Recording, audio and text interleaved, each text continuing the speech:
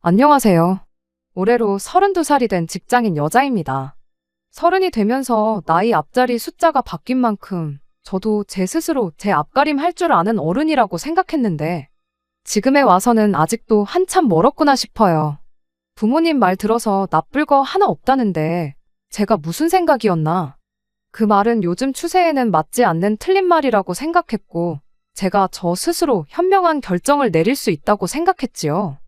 요즘은 또 예전하고는 다르게 인터넷으로 이것저것 손쉽고 빠르게 접할 수 있고 무언가 배우는 것도 편한 세상이잖아요. 그만큼 시대가 빠르게 바뀌고 유행도 바뀌는데 부모님 세대들보다 컴퓨터나 기계 좀 더 잘 다룬다고 해서 제가 아는 게 훨씬 많구나 착각을 했습니다. 여지껏 살아온 세월 동안 축적된 경험과 지식을 여지껏 저는 어른들 말을 조금이나마 잘 듣게 만들려고 누가 지어낸 그런 소리라고만 생각했습니다. 겸손을 몰랐던 저희 잘못이고 사실 이렇게 된 데에 있어서 제 잘못이 가장 크다는 생각이 드네요. 제가 지금 회사에 취직을 하기 전 인턴으로 잠깐 일을 했던 적이 있습니다. 남편은 그때 처음 알게 되었고요. 당시 남편은 회사 정직원으로 인턴들한테 회사 일 전반적인 것들을 알려주는 사람이었어요. 워낙에 부침성도 좋고 달변가라서 저 말고도 다른 인턴들한테 인기가 정말 많았습니다. 법인카드에 돈이 모자라면 사비를 털어서라도 인턴들 배부르게 먹으라 회식도 시켜주는 그런 사람이었고 특히나 그런 회식 자리에선 회사 일 외적으로도 인생에 대한 조언을 이것저것 해주던 인생 선배이기도 했지요. 그때 남편이 재테크의 중요성에 대해서 입에 침이 마를 새 없이 떠들어댔어요. 당시 저는 인턴 월급 100만 원 남짓한 돈으로 무슨 재테크냐 싶어서 별로 관심을 가지지 않았는데 막상 인턴 생활 끝날 때쯤 보니 저 말고 다른 인턴 동기들은 남편이 추천해준 종목으로 다들 크게 재미를 봤더라고요. 거의 한두 달치 월급만큼은 벌어나간 듯 보였습니다. 뒷북이긴 하지만 그때 잠깐 저 혼자 재테크에 대해서 관심을 갖게 되었습니다. 물론 저는 그 전까지도 재테크에 대해서는 지식이 전무하다시피 했었고 인턴 생활이 끝나면서 그걸 가르쳐줄 남편과도 거리가 생기게 되었다 보니 저 혼자 독학으로 공부를 해야만 했어요. 나름대로 관련 서적도 보고 유튜브에서 영상도 챙겨보면서 열심히 공부했는데 애석하게도 결과는 좋지가 않았습니다. 인턴하면서 벌은 돈을 땡전 한 푼도 쓰지 않고 모아놓은 상태였는데 그 돈의 절반을 날려버리게 되었지요. 이것도 다 사회생활하면서 배운 인생의 교훈이라 생각하기로 했고 확실한 정보가 없는 곳에는 남들 투자한다고 해서 무작정 따라서 투자하면 안 된다는 걸 배운 것 같아요. 그나마 인턴하면서 복사기 다루는 법 말고 배운 게 하나 정도는 남았다. 그런 값진 교훈으로 생각하기로 했습니다. 아무튼 그렇게 짧은 인턴 생활을 마치고 저는 끝내 학교를 졸업하게 되었습니다. 그 후 1년의 취직 준비 끝에 지금의 회사에 입사를 하게 되었어요. 인턴하던 시절에 모이기만 하면 재테크 이야기를 하던 동기들 때문에 당시 혼자 주식을 하지 않았던 저는 항상 혼자 겉돌았다 보니 그때 당시 동기들하고 연락하는 친구가 한 명도 없었거든요. 인간관계의 중요성을 알게 된 만큼 이번에는 직장 동료들과 좋은 관계를 유지하면서 지내게 되었습니다. 그렇게 회사 생활 4년 차에 접어들었을 무렵 우연찮은 계기로 밖에서 남편과 재회를 하게 되었습니다. 남편이 먼저 저를 기억해서 오랜만이라며 인사를 해왔고 그때 두 사람 다 업무 때문에 밖에 나와 있던 터라 급하게 연락처만 주고받고 헤어졌지요. 그런데 그걸 계기로 남편과 연락을 자주 주고받는 사이가 되었는데 정신 차려보니 언제부턴가 저희는 연인 사이가 되어 있었습니다. 남편이 이렇게 우연히 다시 만나게 된 게 아무래도 우린 하늘이 점지한 인연 아니겠냐는 식으로 자주 말을 했는데 처음에는 별 신경을 안 썼지만 계속 듣다 보니 진짜 그런가 싶더라고요. 그 운명이란 소리 때문에 그랬나 연애 2년차에 남편이 갑작스레 해온 청혼을 덜컥 받아들이게 되었습니다. 워낙에 부침성이 좋은 사람이다 보니까 저희 집에 남편을 처음 인사시켰을 때 저희 부모님이 남편을 엄청나게 마음에 들어 하셨어요. 서글서글하니 말도 잘하고 직장도 연봉도 좋은 편이었고 뭐 하나 빠지는 데가 없었으니까요. 남편 정도면 어디 가서 찾기 힘든 1등 신랑감이라고까지 하셨죠. 그런데 그러던 부모님께서 한참 결혼 준비한다고 이것저것 알아보던 저한테 벼랑간 결혼은 다시 생각해보는 게 어떻겠냐는 말을 꺼내오셨습니다. 이유는 상견례 때 알게 된 몇 가지 사실 때문이었습니다. 일단 시댁 형편이 어려운 것부터가 조금 마음에 걸린다고. 결혼하면 왠지 제가 고생할 것 같은 게 눈에 선하다시는 거예요. 그러면서 제 나이가 아직 그렇게 늦은 건 아니니 대신 좋은데 선자리를 알아봐 주시겠다며 남편과는 여기까지만 만나는 게 어떻겠냐는 말을 꺼내오셨습니다.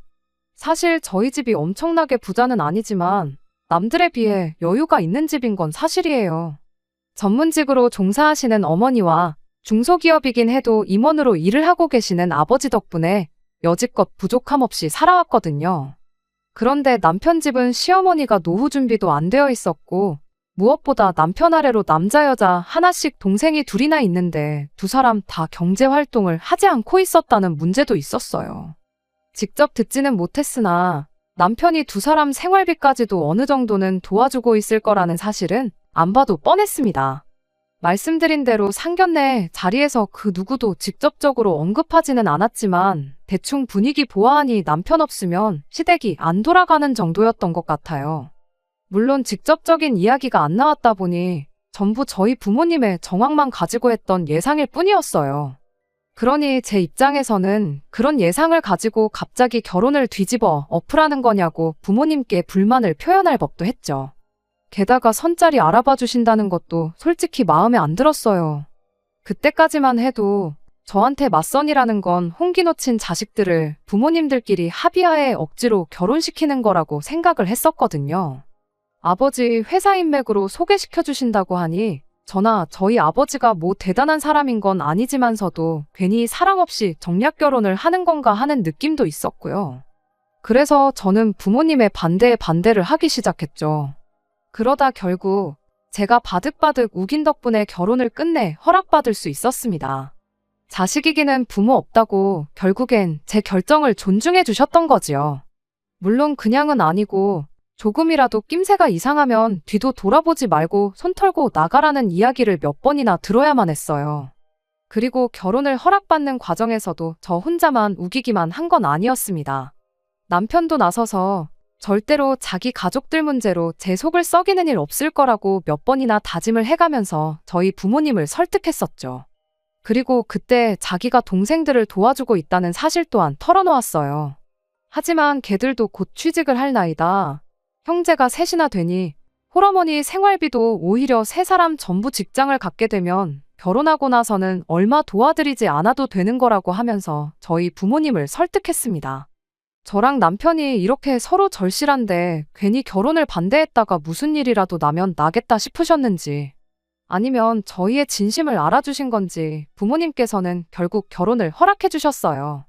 대신 저한테도 말했던 것처럼 남편한테도 다른 건 몰라도 가족 일로 우리 딸 마음고생 시키면 그땐 당장 이혼시키겠다고 한마디 하셨고요. 제가 다른 사람들보다 월급을 잘 모은 건 사실이었지만 직장 생활 5년 남짓 한 걸로 모아봐야 얼마나 모았겠나요. 재테크 노래를 부르던 남편 또한 돈을 굴리는 재주에 비해 집안 상황 때문에 목돈을 굴릴 만한 종잣돈이 하나도 없었나 봐요. 막상 모아놓은 걸 까보니 얼마 되지가 않더라고요. 하지만 없는 형편에 결혼한 것 치고 저희는 부족함 없는 신혼생활을 보낼 수 있었습니다. 당연한 이야기겠지만 친정부모님의 도움이 엄청 컸지요. 경제적으로 힘든 남편을 대신해 저희 부모님께서 저희 결혼할 때 신혼집과 혼수를 전부 해주셨거든요. 제가 다른 사람들보다 돈을 훨씬 잘 모아놓을 수 있었던 것도 사실 그런 저희 부모님의 경제적인 서포트 때문에 가능한 일이었어요. 직장 다니면서 월급을 벌고는 있었지만 따로 부모님께 받아 쓰던 용돈도 있었거든요. 그 덕에 월급은 고스란히 저축을 할 수 있는 상황이었어요. 신혼집과 혼수를 친정에서 다 해주신 만큼 결혼식에 관련된 비용은 전부 남편이 했습니다. 시댁이 3시간 거리에 있는 지방에 있어서 서울까지 부를 사람이 많이 없다는 이유로 결혼식 자체는 조촐하게 했어요. 저희 부모님의 직업적인 특성상 안 그래도 하객 수가 거의 300명에 육박할 것 같았는데 시댁 쪽에서는 남편 직장 동료들을 합쳐도 50명이 될까 말까 했거든요. 괜히 그것 때문에 남편이 주눅들게 하고 싶지도 않았고 저희 부모님께서도 그 부분에 대해서는 동감을 하셨기에 결혼식은 그냥 서울 근교에 있는 분위기 좋은 곳에서 정말 가까운 사람들만 초대해 조촐하지만 알찬 결혼식을 올렸습니다. 아무튼 그렇게 저희는 신혼생활을 시작했어요. 처음에는 제가 모아놓은 돈을 가지고 차를 한 대 뽑을까 했었죠. 저희 집에서 집도 혼수도 다 해주셨는데 차까지 해달라고 하긴 뭐했고, 남편이 모아놓은 돈으로는 결혼식 비용을 내고 나니 솔직히 남는 게 거의 없기도 했거든요. 마침 그때쯤 국내에서 출시된 프리미엄급 라인의 차가 인기가 워낙 많았던 데다가 제가 모아놓은 돈이 딱 그 차 가격 정도 되었기에 그 차를 뽑아서 타고 다니면 좋겠다 싶었지요. 어차피 결혼했으니 나중 생각해도 차 한 대쯤은 당연히 있어도 되는 거 아닌가 하는 생각이었거든요. 그런데 남편이 우리 형편에 지금 차를 뽑자는 소리가 나오냐며 그 돈은 그냥 쓰지 말고 아껴두자는 말을 꺼내왔습니다. 집도 혼수도 다 장인 장모님이 해주셨지만 이걸 나는 그냥 받았다고 생각하지 않는다고. 언젠가 내가 경제적으로 더 성공해서 집 해주신 거며 그동안 우리한테 베풀어 주신 거 꼭 2배로 갚아드리고 싶다면서 그러기 위해선 지금부터 최대한 아끼고 모아 종잣돈을 만들어 돈을 굴리는 게 맞다는 이야기를 꺼내왔습니다. 그때 당시만 해도 집이며 가정가구며 필요한 거 다 해결되었다고 남은 돈 전부 다 써버릴 생각부터 했던 제가 다 부끄러웠어요. 그리고 남편이 참 속이 깊고 생각이 많구나. 좋은 사람을 내가 잘 골랐구나 그런 생각까지 했습니다. 알뜰한 경제관념에 염치도 있고 생각하는 것도 어른스럽다고요. 당장 차가 있으면야 편하기야 하겠지만 보험료에 기름값에 그런 거 생각해보면 말 그대로 안 쓴다면 충분히 안 쓸 수 있는 돈이기도 하잖아요. 서울이 대중교통이 안 되어 있는 것도 아니고 이따금씩 어디 멀리 가고 싶으면 차 같은 건 렌트해서 하루 정도 필요할 때만 써도 되는 거 아니겠냐고. 요즘 그런 거 잘 되어 있는데 무조건 내 걸 가지고 있는 것보다 활용할 수 있는 거 활용해가면서 달마다 나가는 고정 비용을 최대한 절감하는 게 부자가 되는 첫걸음이라고 설명하는 남편의 삶의 지혜가 참 대단해 보였습니다. 처음 결혼하고 몇 달간은 다른 신혼부부들 마냥 알콩달콩 재밌게 지냈어요. 그러던 중 처음 남편과 부부싸움을 하게 만든 일이 하나 있었습니다. 제가 회사 일로 외근 나갈 때마다 다니는 은행이 있는데 어쩌다 보니 거기 직원분과 친해져서 권유를 받아 카드 하나를 발급하고 내친 김에 계좌도 하나 만들었던 게 있거든요. 당연히 카드 대금은 그 계좌에서 빠져나가게 만들어뒀지요. 하지만 그게 제 주거래은행이 아니다 보니 크게 신경을 안 쓰고 있었는데 어느 날 카드값이 나가야 할 시점에 계좌에 잔액이 하나도 없었던 겁니다. 평소에는 쓰지 않는 카드인데 어쩌다 쇼핑 가서 할인 혜택 때문에 사용을 했던 적이 있었거든요. 물건만 사고 카드가 빠져나갈 걸 전혀 생각하지 않았던 저희 어처구니 없는 실수였지요. 그 덕에 카드 회사에서 카드값이 연체되었다고 독촉 전화 한 통을 받게 되었는데 남편이 그 통화를 듣고는 그게 계기가 돼서 부부싸움까지 번지게 되었습니다. 연체료가 나오긴 했지만 제 기억상 몇백 원밖에 안 되는 돈이었고 어차피 돈 관리는 남편과 제가 따로 했다 보니까 제 돈에서 나가는 거라 별 문제 없을 거라 생각했는데 남편은 돈 몇백 원 우습게 보면 안 된다고 저한테 성질을 부렸어요. 그런 게 하나하나 쌓여서 목돈이 되는 거라고 나가서 땅을 판다고 그 돈이 나오겠냐. 아무리 푼돈이라도 지나가는 사람 붙잡고 그 돈 달라고 하면 줄 사람이 몇이나 되겠냐. 아주 목에 핏대까지 세워가며 열변을 토하기 시작했습니다. 물론 제 실수가 확실했다 보니 제가 잘한 것도 없는데 당당할 필요까진 없었지만 남편이 너무 필요 이상으로 열을 내는 건 아닌가 싶었어요. 저러다 혈압이 올라서 쓰러지면 병원비가 더 나올 텐데 싶고 그렇게 화내는 건 처음 보는 모습이었는데 당연히 감정이 서운하기도 했습니다. 이게 그렇게까지 화낼 일은 아니지 않냐며 최대한 남편 기분을 달래주려고 애를 썼어요. 결국엔 남편도 화가 누그러지긴 하더라고요. 그러더니 남편이 화를 푸는 대신 자기가 생각이 하나 있는데 들어보지 않겠냐며 말을 꺼내왔습니다. 사실 자기가 이따금씩 저를 볼 때마다 결혼 전에 월급을 한 푼도 안 쓰고 고스란히 모아놓은 것 치고는 1억 가까이 하는 차를 사자고 하질 않나? 카드값도 제대로 못 내서 연체료를 내질 않나? 경제관념이 조금 없는 건 아닌가 생각이 들었답니다. 그러다 나중에 제가 저희 부모님한테 그간 용돈을 타서 쓰고 있었다는 걸 알게 되곤 왜 그런지 그제서야 알게 되었다면서 이렇게 된 마당에 자기가 돈 관리를 하고 저한테 용돈을 줄 테니 그렇게 해보는 게 어떻겠냐고 하더라고요. 필요할 때 자기가 저한테 용돈을 주는 식으로 하고 나머지는 제 돈을 자기가 대신 굴려보겠다는 소리였어요. 거기서 제가 그렇게 하라고 하면 안 되었는데 제가 실수했던 것도 맞고 남편이 워낙에 재테크에도 빠삭한 사람이라는 걸 알고 있기도 했고 무엇보다 그때에는 제가 남편 말대로 부모님 덕분에 편하게 고생 안 하고 커서 경제관념이 보통 사람만도 못했던 건가 하는 생각까지 들었다 보니 그렇게 하는 게 좋겠다고 했어요. 그리고 겸사겸사 저희 집에서 남편의 집안 형편을 가지고 결혼을 반대했던 것, 그리고 결혼 후에 남편이 저희 부모님이 저희한테 해주신 걸 신세졌다 생각하고 꼭 갚겠다고 했던 말이 생각이 났습니다. 이참에 내 월급 관리도 남편한테 맡겨서 아예 본격적으로 재테크를 시켜보면 좋겠다 싶었습니다. 그렇게 해서 남편이 돈을 목돈으로 불려가지고 오면 당장 저희 부모님께서도 능력 있는 사위를 몰라봤구나 생각을 고치진 않으시겠나 그런 생각이 들었거든요. 그래서 고민 끝에 남편한테 그렇게 하자고 했어요. 남편이 자신만만한 표정으로 자기가 부지런히 모으고 불려놓을 테니 돈 필요할 때 어디에 쓸 건지 알려주면 그거에 맞춰서 자기가 용돈을 주겠노라고 했습니다. 아예 제 지출 자체를 막아버린 건 아니다 보니 거기에 그렇게 큰 불만은 없었어요. 그렇게 제 인생 최대의 실수를 범하게 되었던 거죠. 남편한테 경제권을 넘겨버린 것 말이에요. 월급 받으면 어디 따로 크게 돈 빠져나갈 일 없이 모으는 대로 다 저희 돈이었고 두 사람 월급만 해도 합치면 한 달에 800만 원 가까이 되는 거금이었다 보니 남편이 알아서 목돈 만들어서 굴려만 주면 언젠간 꼭 저희 부모님께 인정받을 날이 오겠다 하는 기대를 가졌던 겁니다. 그렇게 남편에게 경제권을 맡기고 난 뒤 얼마 지나지 않아 남편이 왜 우리 집은 아직도 장인어른 명의로 되어 있느냐는 질문을 해왔습니다. 우리가 하루 이틀 살 집도 아니고 길게는 앞으로 몇 년을 더 살게 될 집이지 않냐고요. 그러면서 저희 아버지 앞으로 나갈 세금 걱정을 해주더라고요. 집값이 1,000원이라도 쌀 때 우리 명의로 돌려주는 편이 증여세니 상속세니 그런 게 확 줄어드는 걸 모르고 계신 건 아니냐면서요. 그러면서 한번 장인어른이랑 제대로 상의를 해보라고 하더군요. 저는 또 그 말에 넘어가서 그 길로 당장 아버지한테 연락해서 집은 언제쯤 우리 명의로 해주실 생각이시냐 물어봤습니다. 하지만 아버지께서는 뭐 하나 속 시원하게 대답을 해주시지 않으셨어요.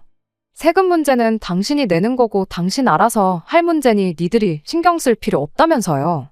왜냐고 제가 몇 번을 물어봤지만 아버지께서는 그저 신경 끄라 말하고 대답을 피하셨을 뿐이었습니다.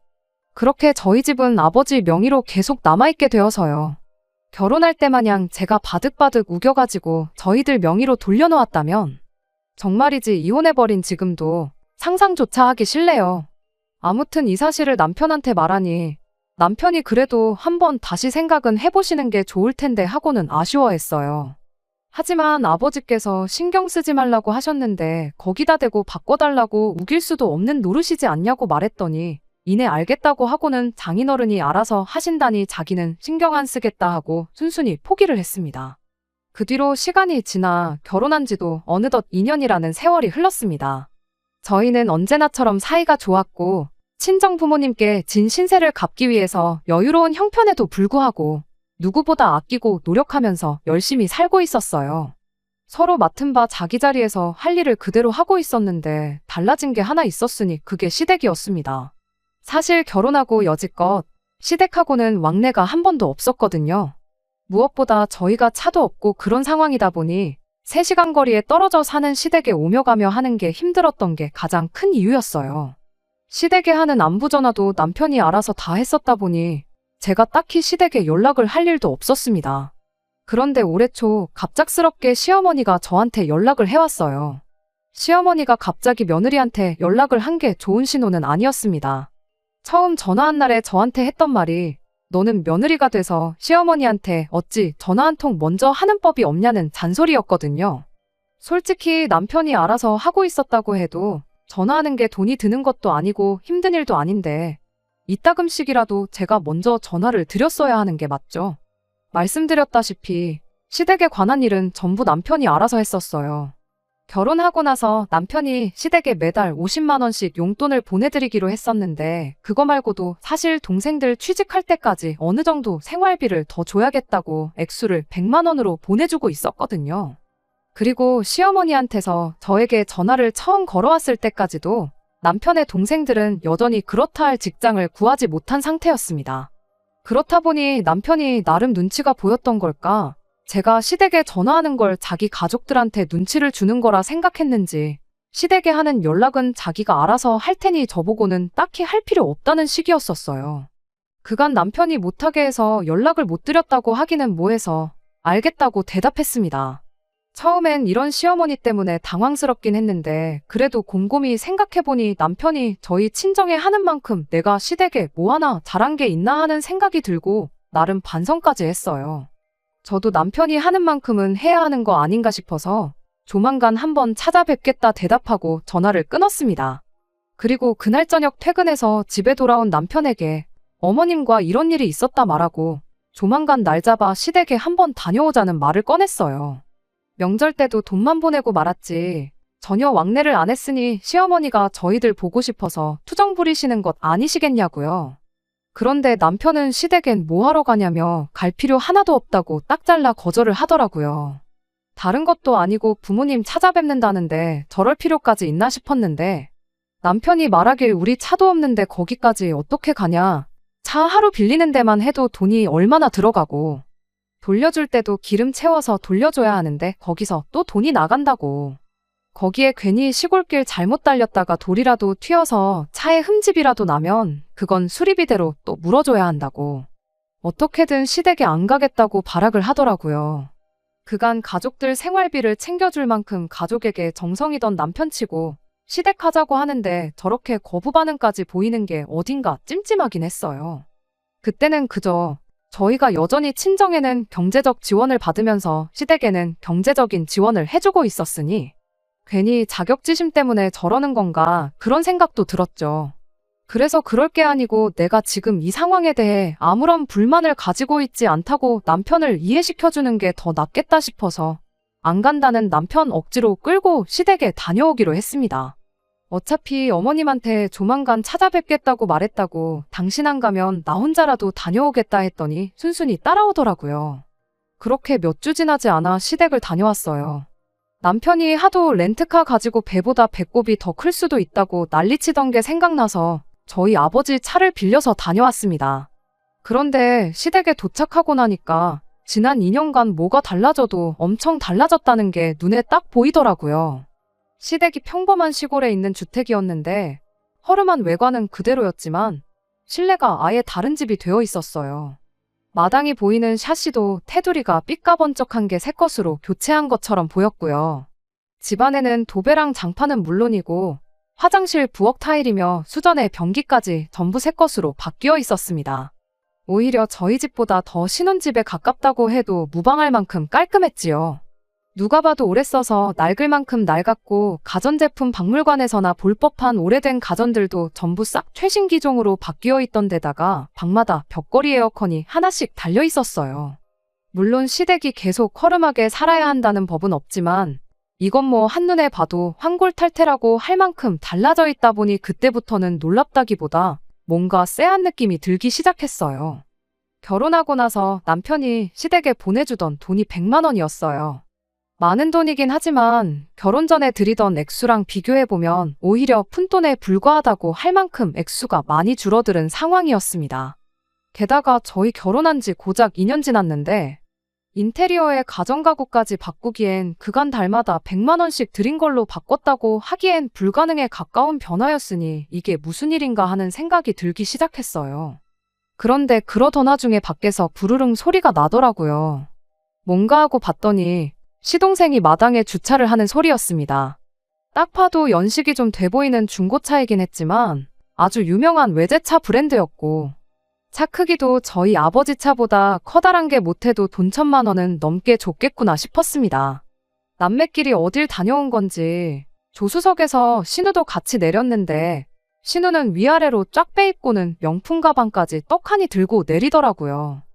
시동생들이 남편 보고 얼굴 까먹겠다며 오랜만이라 엄청 반가워하는 분위기이긴 했는데 저는 그때부터 이 알게 모르게 느껴지는 기분 나쁜 예감 때문에 온 신경이 곤두서 있었습니다.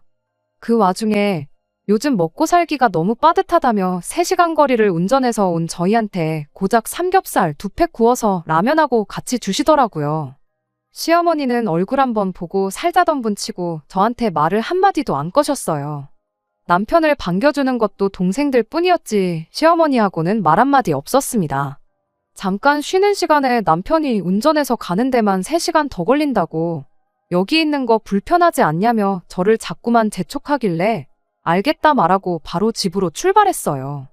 집에 오는 길에 아무래도 신경이 쓰여서 남편한테 물어봤어요. 혹시 시어머니 뭐 로또라도 된 거냐고요. 집이 2년 전하고 비교해보면 완전히 딴판이지 않냐고.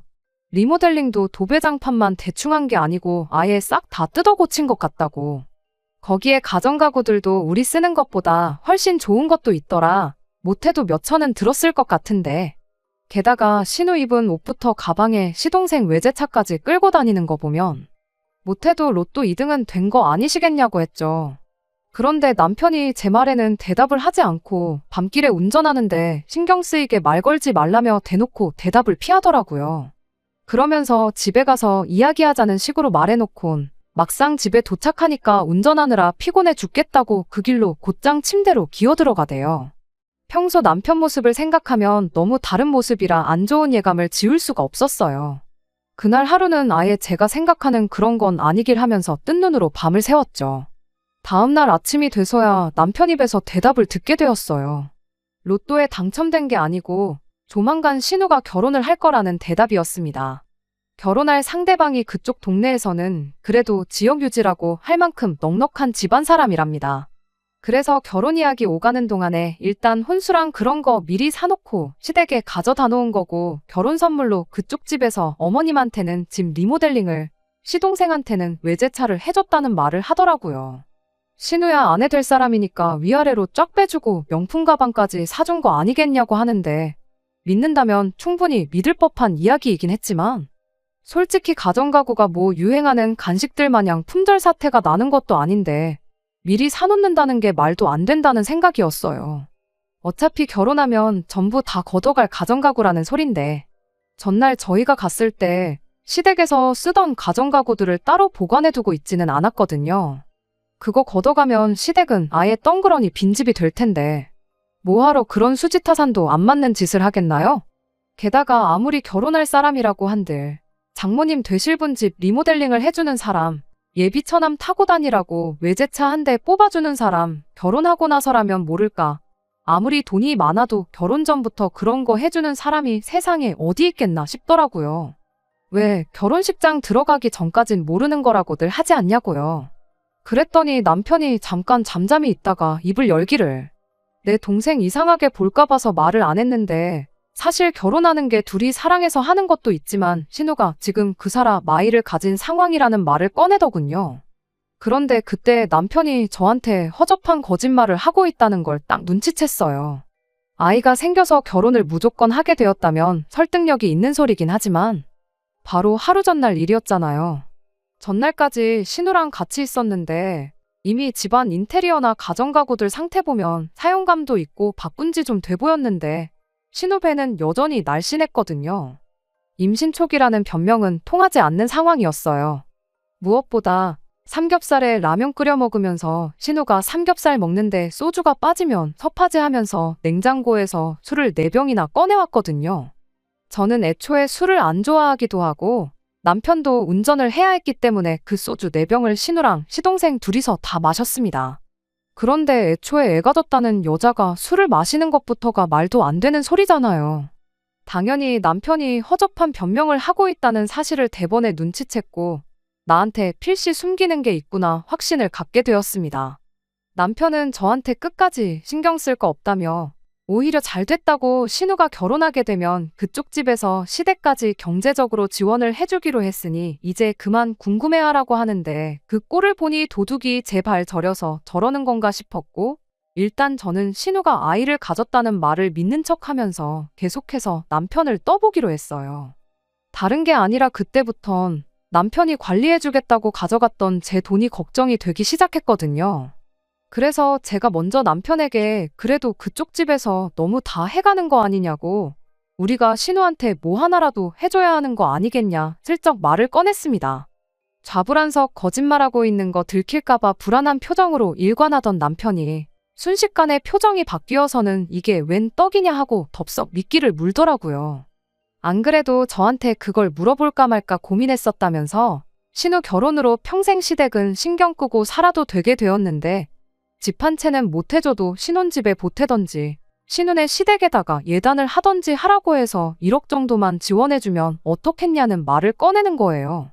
그 1억이 마치 제가 맡겨놓은 그 돈을 말하는 것 같아서 남편에게 그럼 내가 큰맘 먹고 내 돈 신우한테 지원해주는 걸로 하자고 말을 꺼냈습니다. 대신 그 돈은 생색이라도 나게 내가 직접 전달해주겠다고, 그러니까 내 돈을 일단 다시 저한테 돌려달라고 했어요. 그 말이 끝나기가 무섭게 남편이 정색을 하면서 이제 결혼했으니 우리 돈인데 왜 당신이 생색을 내려고 하느냐고 따져묻더라고요. 기회는 이때다 싶어서 여지껏 내가 시댁에 소홀했던 것도 있고 하니 이참에 신우 도와주면서 어머님한테도 점수 좀 따려고 그런다고 당장 돈을 보내라고 말을 건넸죠. 그랬더니 남편이 제 돈은 지금 투자한다고 주식에 묶여있는 상태라 빼기 그렇다고 슬쩍 발을 빼길래 그럼 우리가 무슨 돈이 있어서 신우한테 1억 정도를 해준다고 했느냐고 물어봤습니다. 그랬더니 남편이 아닌 게 아니고 지금 상황이 이러니 장인 장모님한테 조금 빌려보면 어떻겠냐는 소리를 하더라고요. 아닌 게 아니라 원래 자기 계획대로라면 아버지한테서 집 명의를 이전받고 집을 담보로 대출을 받아 지금 투자하고 있는 곳에 투자를 했으면 벌써 2배에 가까운 수익을 올렸을 거라는 소리를 하더라고요. 그래서 당신 지금 우리 부모님 때문에 손해를 봤다고 말하고 싶은 거냐고, 그럴 게 아니고 내 돈을 벌써 2배나 불려놓았으면 우리 수중에 2억은 넘게 있는 거 아니냐고. 일단 거기서 1억만 빼서 신우해주자고, 그러면 나도 아버지한테 다시 말해서 집 명예 확실하게 이전받고 집담보로 대출받아 투자도 가능하도록 이야기를 해보겠다고 했습니다. 당연히 진심으로 한 말은 아니었고 전부 남편을 떠보려고 했던 말이었어요. 남편한테는 더할 나위 없이 파격적인 조건이었을 텐데도 불구하고 그렇게는 안 된다고 끝까지 고집을 부리길래 그때 제가 남편한테 그럼 일단 당신 주식 계좌부터 보여달라고 했습니다. 자꾸만 안 된다고 하는 거 보니 일단 내 돈부터 두 눈으로 확인하고 싶다고요. 그랬더니 남편이 부부 사이에 신뢰가 이렇게 없어서야 쓰겠냐며 그냥 자기만 믿으라고 막무가내로 어깃장을 부리기 시작했어요. 주식계좌 보여준다고 그 돈이 없어지는 것도 아닌데 자꾸만 숨기는 게 더 신뢰가 안 가는 행동 아니냐고 저도 똑같이 고집을 부렸습니다. 결국엔 남편이 핸드폰을 열어서 자기 계좌를 보여줬는데 2배로 불렸다는 말이 무색하게 남편 통장에는 땡전 한 푼 없었어요. 이게 무슨 상황이냐고 당장 통장부터 까라고 했는데 통장 내역이 아주 가관이 아니었습니다. 이미 관리해주겠다고 제 돈을 받아간 시점부터 시댁으로 퍼다 나른 흔적들이 줄줄이 나오기 시작했으니까요. 가구점이며 인테리어 업체며 신우랑 시동생한테 각각 1,500씩 보낸 기록까지 고스란히 말이지요. 이미 제가 돈을 보내준 지 1년도 지나지 않아 전액을 전부 시댁에 퍼다 날랐고 그 이후에는 짬짬이 돈 생길 때마다 시댁에 보내준 기록밖에 없었지 주식 같은 건 눈 씻고 찾아봐도 있을 리가 만무했던 거죠.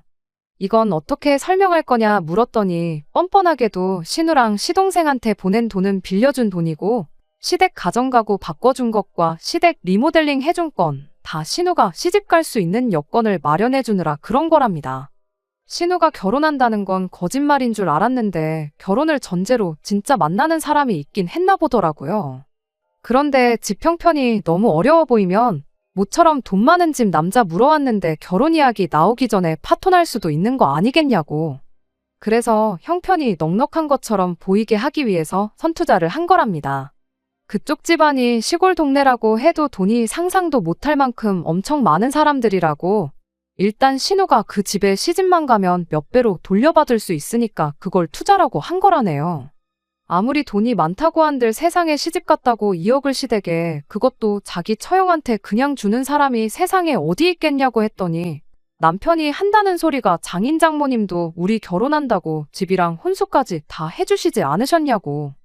가족이란 그런 거라고 말도 안 되는 소리를 하고 있는 겁니다.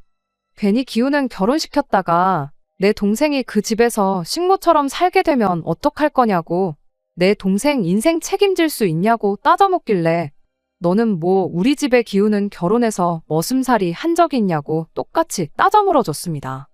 어디서 머슴 자식이 대감집 아가씨 재산으로 지 가족들 퍼주고 그것도 모자라 대감어른 돈으로 동생 결혼 비용까지 뜯어가려고 개수작을 부리냐고, 잔말 말고 시댁에 바꿔준 거 죄다 팔아서라도 당장 내 돈 만들어 오라고 했어요. 남편은 저한테 말 다 했냐며 그깟 돈 얼마 더 있다고 사람 우습게 보지 말라며 개거품을 물기 시작했지요. 우리는 운명이 맺어준 인연이라던 그 사람이 돈 얼마 때문에 이렇게까지 변할 수 있다는 사실이 참 무서웠어요. 부모님 반대에도 불구하고 제가 우겨서 한 결혼이었기에 어떻게든 행복하게 잘 살고 싶은 마음 하나뿐이었는데, 이 사람은 처음부터 내 돈, 우리 집 재산을 노리고 결혼을 했던 거구나 하는 생각을 갖기 시작하니 더 이상 같이 살고 싶은 마음이 없어졌습니다. 자초지종을 들은 저희 부모님께서는 바로 인맥을 총동원해서 이쪽 방면에서 가장 승률이 높다는 변호사를 선임해 주셨어요. 그리고 곧바로 남편에게 퇴거 명령과 제 돈에 대한 내용 증명, 그리고 이혼 서류까지 같이 해서 보내줬습니다. 남편은 처음에는 배째라는 식으로 나왔지만 소송까지 가면 저한테 갚을 돈은 물론이고 위자료까지 내야 한다는 말에 금세 포기를 하고 곧장 이혼 서류에 사인을 해줬어요. 어차피 맨몸으로 온 남편, 내쫓을 때도 맨몸으로 내보내버리면 그만이었으니 이혼 자체는 어려울 게 없었습니다. 관리해주겠다고 가져갔던 제 돈은 남편이 직접 저한테 갚아줘야 했는데, 그 와중에 한 푼이라도 마련해보겠다고 시동생이며 신우, 시어머니한테 해줬던 것들을 중고로 좀 정리해달라고 부탁을 했었나 봐요. 그런데 그 줬다 뺏는 게 어디 있냐며 괜히 능력도 안 되는 거 해줬다가 이제 와서 가족들한테 손 벌리지 말라는 소리를 듣고는 가족들한테 손절을 당했답니다. 결국 남편은 그간 잘 다니고 있던 직장을 그만두면서 받은 퇴직금으로 제 돈을 갚아야 했어요. 그 와중에 또 힘든 상황에 자기를 외면한 가족들에게 복수하겠다고 신우 결혼할 상대방을 찾아가서 사실 우리 집 개풀도 없고 다 내가 아내 돈 등쳐먹어서 마련해준 거라고, 괜히 내 동생하고 결혼했다가 평생을 뜯어먹히고 살 수도 있다며 난리를 부렸나 봐요. 결국 그렇게 신우 결혼까지 파토를 내버렸는가 봅니다. 그렇게 가족들 챙길 땐 뒤도 생각 안 하고 있는 대로 퍼주더니 이렇게 된 걸 보니 다시 한번 돈이라는 게 참 무섭구나 하는 생각이 들었어요. 지금에 와서는 제가 뭐가 그렇게 잘나서 부모님이 하는 말 귀 기울여 안 듣고 이 결혼을 했나 하는 후회뿐입니다. 돈도 이자까지 해서 다 돌려받았지만 부모님이 하지 말라는 결혼 억지로 했다가 저에게 남은 건 이혼했다는 꼬리표뿐이네요. 이 또한 부모님 말씀을 새겨듣지 않은 벌을 받고 있는 거라 생각하고 있습니다. 앞으로는 큰일을 결정함에 있어서 부모님이 하는 말은 무조건 듣기로 생각을 고쳐먹었어요. 그래도 남편이며 남편 가족들이 전부 다 같이 망해버린 거 하나, 그거 하나로 위안 삼고 저는 앞으로 제 앞길만 신경 쓰고 살 생각입니다. 끝까지 들어주셔서 감사합니다. 오늘의 사연은 여기까지입니다. 구독과 좋아요, 알람 설정 부탁드리고 더 좋은 사연으로 다시 찾아뵙겠습니다. 감사합니다.